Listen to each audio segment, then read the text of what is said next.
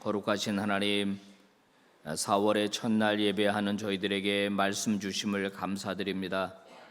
세상에 들어야 할 말도 많고 배워야 할 것도 많지만 하나님의 말씀이 우리에게 들려질 때 우리의 마음의 문을 활짝 열리게 해주시고 주를 향한 뜨거운 사랑으로 가득 채워주시기를 원합니다. 하나님의 말씀을 좋아하고 사랑하고 흠모하는 자들 될 때에 주의 말씀이 나를 살리고 고치고 바꾸고 말씀이 이끌어가는 복된 인생 되게 해주시기를 원합니다. 하나님의 종으로 부름받은 이 부족한 사람, 말씀 증거하는 자로 선택해 주시고 세워주심을 감사드립니다. 오늘도 주님 말씀만 제대로 잘 증거하게 해 주시옵소서. 예수님 이름으로 기도 올리옵나이다. 아멘. 자, 오늘은요 6월절 식사의 의미라는 제목으로 말씀을 증거하도록 하겠습니다. 예전에 뇌 전문 과학지 아주 유력한 이런 학술지입니다. 뉴로케이스라고 하는 곳에 흥미로운 논문이 하나가 게재가 되었습니다. 질 프라이스라고 하는 여성에 관한 것인데 그 당시 그 여성의 나이는 49살이었습니다. 그런데 14살 이후 45년 동안의 삶을 완벽하게 기억을 하고 있는 거예요. 몇 월 며칠 하고 딱 되면은 그날 무슨 옷을 입었는지, 누구랑 밥을 먹었는지, 또 반찬은 무엇인지 이거를 다 기억하는 거예요. 심지어 그날 텔레비전에서 뭘 봤는지까지 완벽하게 기억하는 거예요.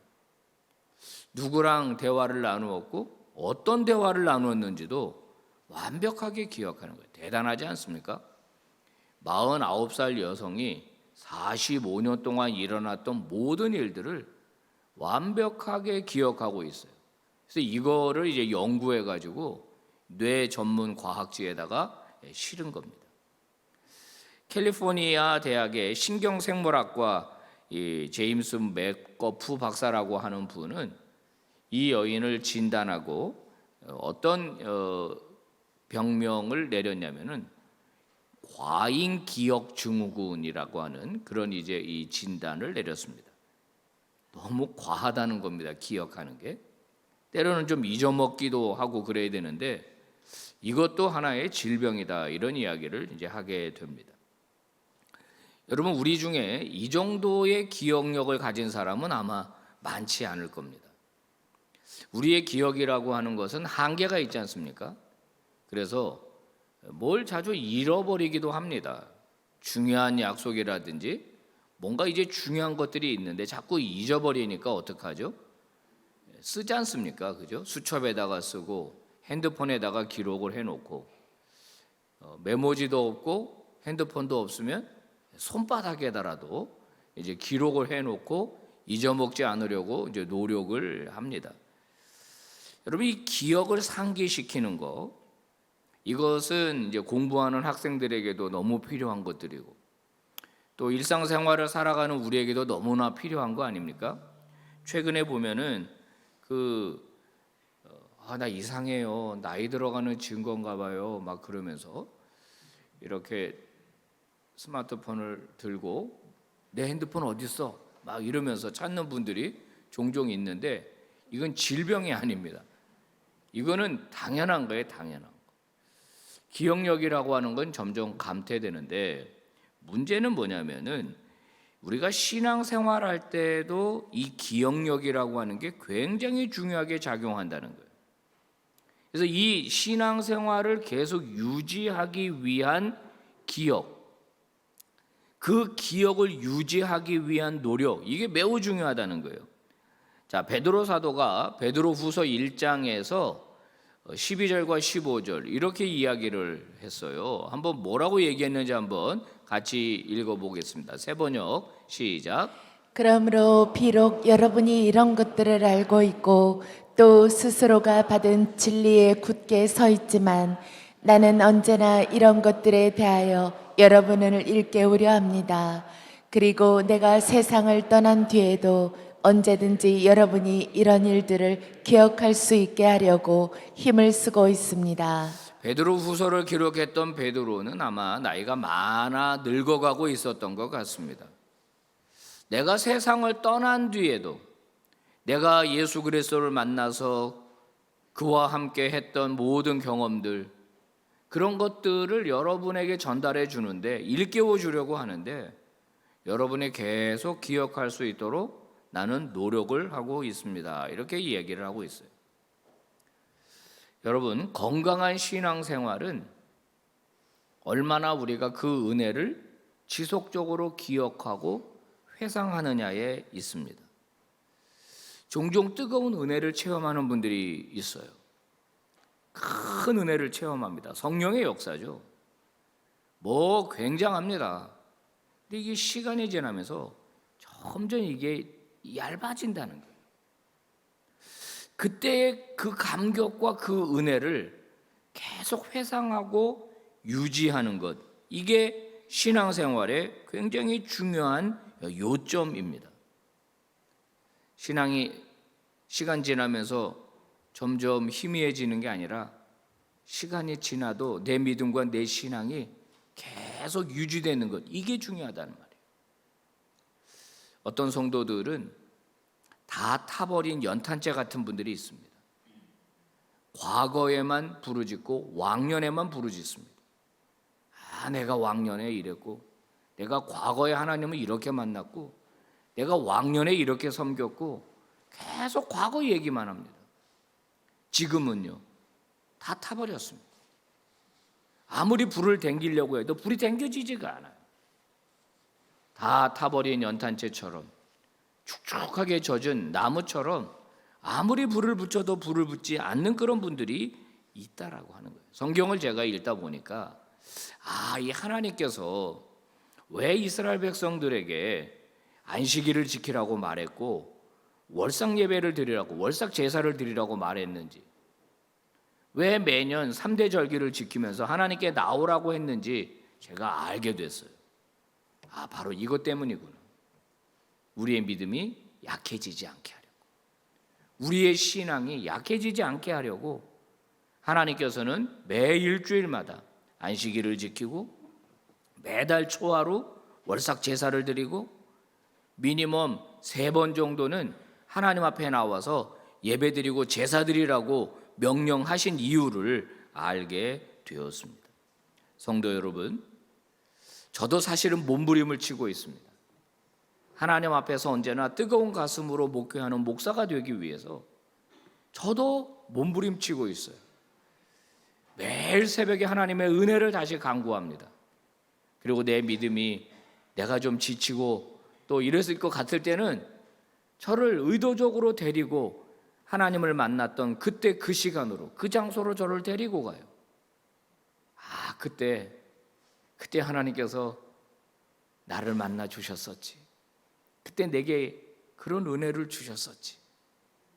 이런 이 회상을 다시 하게 될 때 다시 제 마음이, 제 가슴이 막 이렇게 뜨거워지는 것을 느껴요.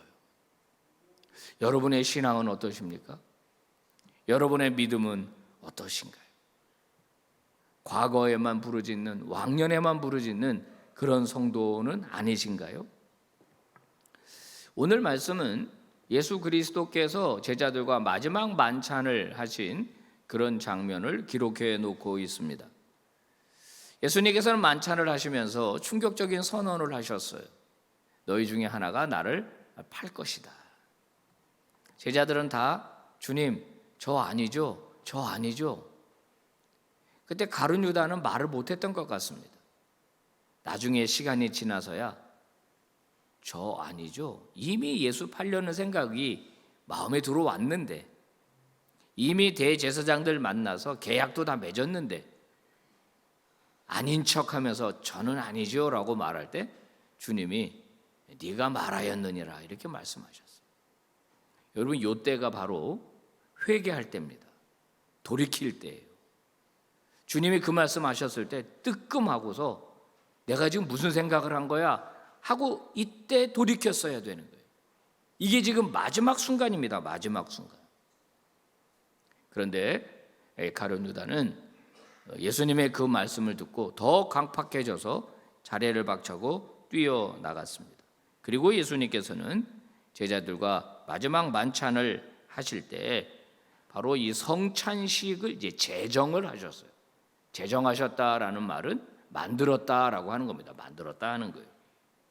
그리고 명령을 내리시죠. 내가 이 땅에 다시 올 때까지, 재림할 때까지 너희들은 이 성찬을 행하여야 한다. 왜요? 주의 은혜를 기억하기 위해서. 주님이 왜 십자가를 지셨는지, 왜 자기 몸을 찢으셨는지, 왜 그 피를 다 흘리셨는지를 너희들은 예배 때마다 이 성만찬을 행함으로써 기억하고 회상하라. 이렇게 말씀하신 거예요. 사도행전을 읽어 내려가다 보면 제자들이 함께 모여 떡을 뗐다라는 말들이 나와요. 이게 무엇입니까? 이게 바로 그들이 예수님의 명령대로 성만찬을 행했다라고 하는 흔적들입니다.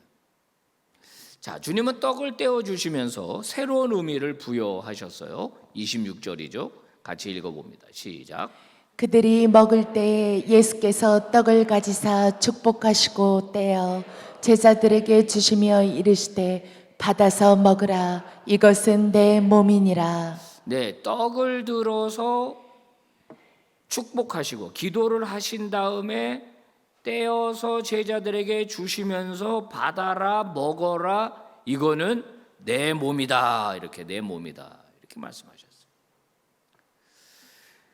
6월절이 되면은 이스라엘 사람들은 함께 공동 식사, 가족 중심으로 이제 공동 식사를 하는데 이제 6월절이 이제 뭔가가 중요하잖아요. 6월절.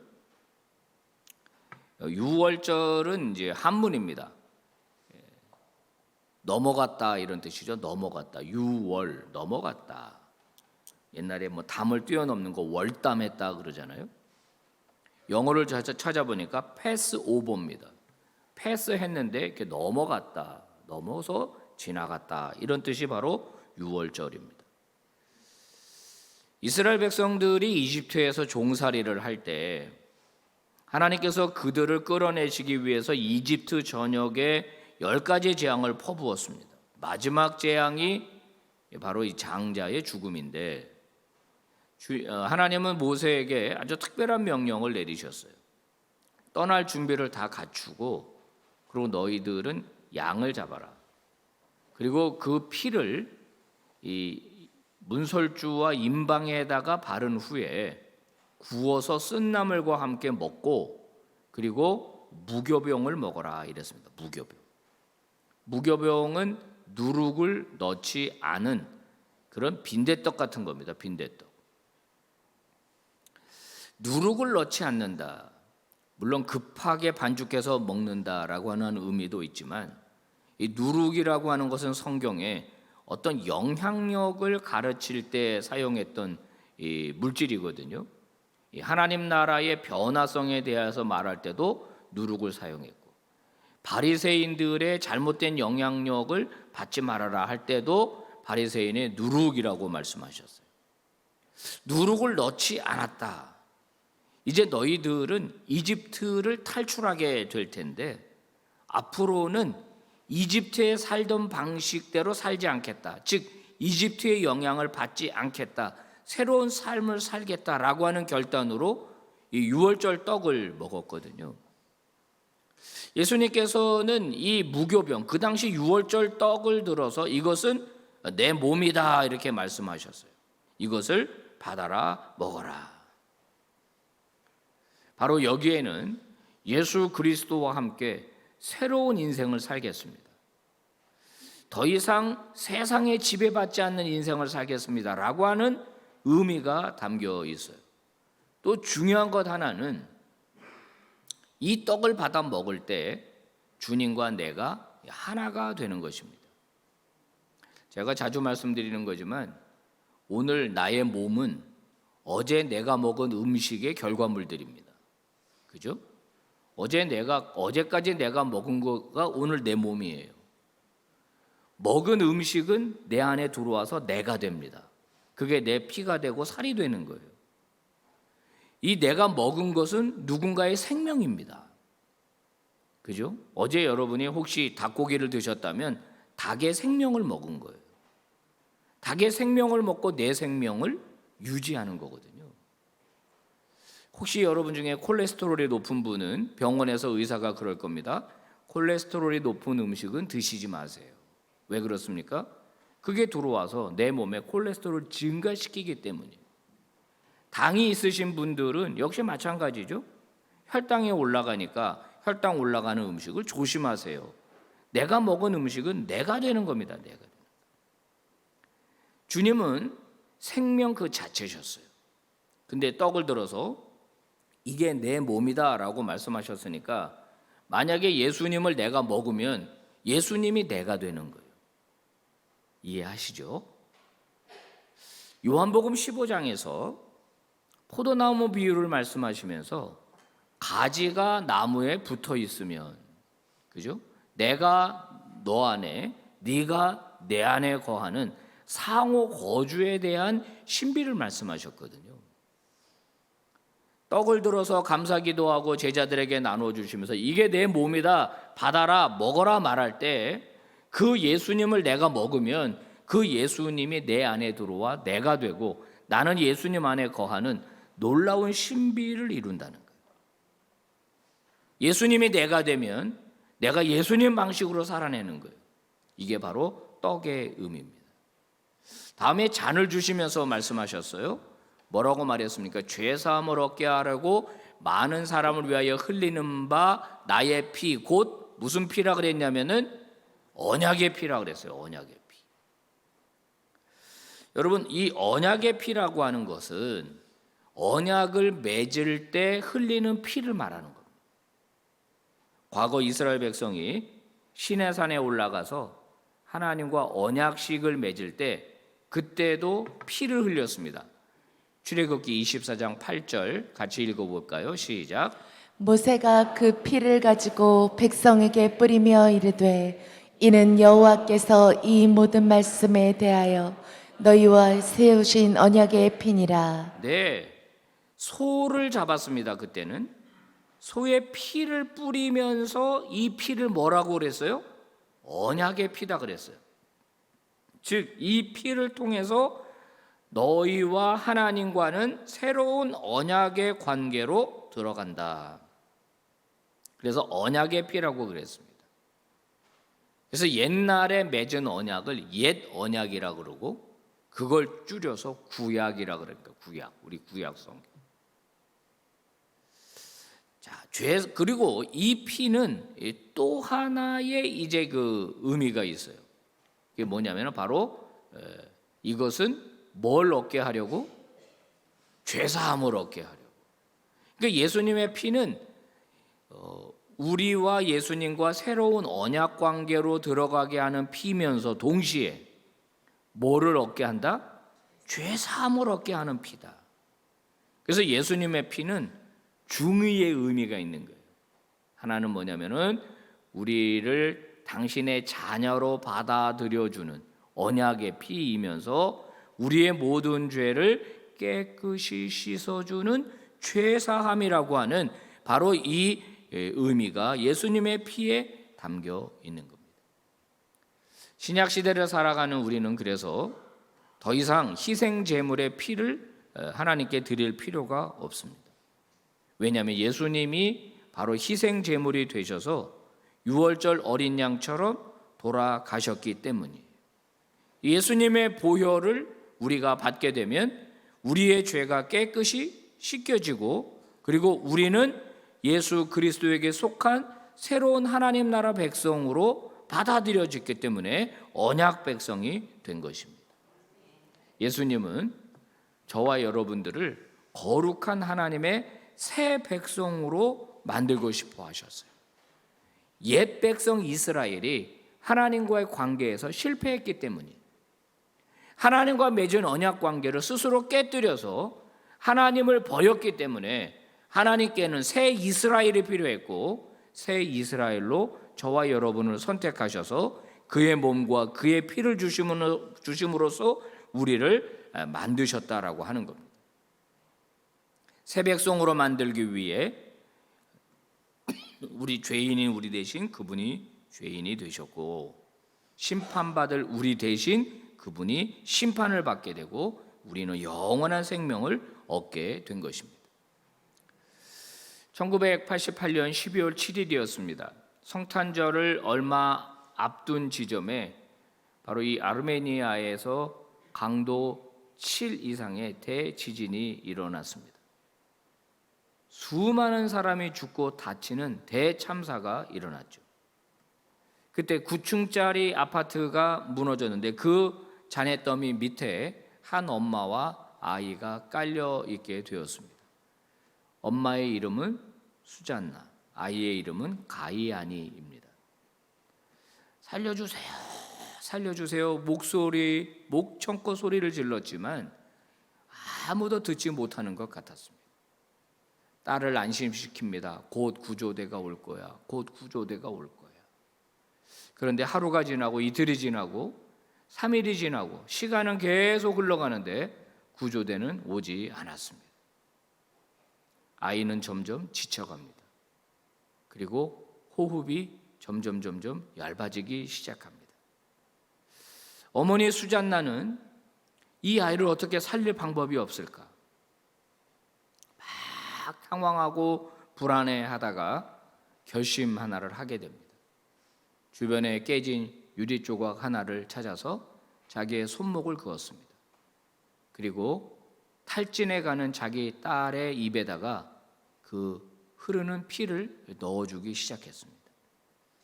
거의 기절한 상태인 이 딸은 입에 이제 액체가 흘러 들어오니까 이게 뭔지도 모르고 엄마의 피를 꿀꺽꿀꺽 마셨습니다. 그리고 어느 정도 시간이 지난 다음에 구조대가 도착했는데 딸은 살아 있었는데 엄마는 이미 숨졌었다라고 하는 거죠. 엄마의 피가, 엄마의 희생이 아이를 살린 것입니다. 사랑하는 여러분, 우리는 이 예수 그리스도의 피가 우리를 살렸다라고 하는 이 사실을 기억해야 합니다. 앞으로 우리가 성찬을 행할 때마다, 우리가 이 예배당 안에 들어올 때마다 바로 예수 그리스도의 그 피가, 예수 그리스도의 찢어진 몸이 나를 하나님의 자녀 되게 했고 나를 하나님 백성 되게 했다라고 하는 사실을 기억하면서 이 성전 문 안으로, 예배당 안으로 들어와야 돼요. 우리가 예배드리기 위해서 고개를 숙일 때마다 예수 그리스도의 희생이 나를 받아들여지게 했다라고 하는 이 사실을 회상하고 기억하는 게 너무 중요하다라고 하는 거예요. 그래서 이 하나님의 은혜가 언제나 저와 여러분을 끌고 갈 수 있게, 그 은혜 속에 깊이 잠겨서 진짜 건강한 믿음 생활하는 저와 여러분들이 다 되시기를 주의 이름으로 축복합니다. 기도하겠습니다. 거룩하시고 자비로우신 하나님 아버지, 고맙습니다. 4월의 첫날 예수 그리스도께서 우리에게 주신 몸과 피, 주님이 마지막 6월절 식사하셨던 의미를 살펴보았습니다. 예수님이 돌아가셨기 때문에 우리가 살아날 수 있었습니다. 예수님이 희생했기 때문에 우리가 새로운 존재가 될 수 있었습니다. 성찬을 행할 때마다, 예배 자리에 나올 때마다 이 놀라운 은혜가 우리 안에서 다시 살아나고 살아나게 해 주시옵소서. 그 뜨거운 은혜와 감사로 예배하고 성찬을 행하는 우리 모두가 되게 해 주시옵소서. 존귀하신 예수님 이름으로 간절히 기도 올리옵나이다. 아멘.